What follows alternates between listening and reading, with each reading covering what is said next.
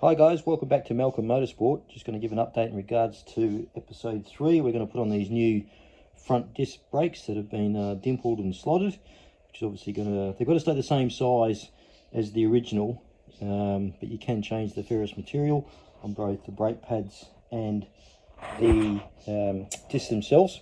We will be running, well, we're lucky to have the same calipers as you'd find on an XL, so we're able to run the WinMax, which give a range of different pads we'll be putting on the front.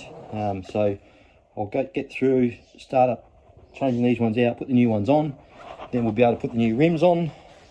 As you can see, the BBS lightweight rims that we spoke about in the previous episode, they're already on the rear now, looking nice and fat, and you can see in there the same upgraded discs on the back. So really looking forward to getting this one completed today.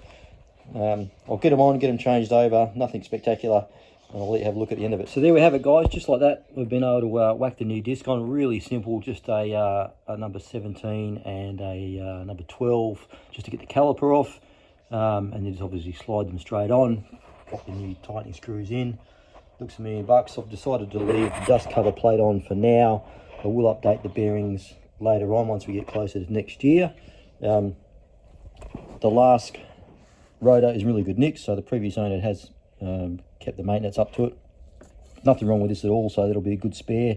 Just wiped everything down with Bendix brake rotor cleaner, use the Bendix kneeling pad, and just use the bungee just to tie off the caliper to keep it there so I don't have to drop any lines. Got the new lower control arms in, and they've just got the standard stabilizers, but I'm going to upgrade those to fully adjustable once we go to coilovers, which will be the next purchased.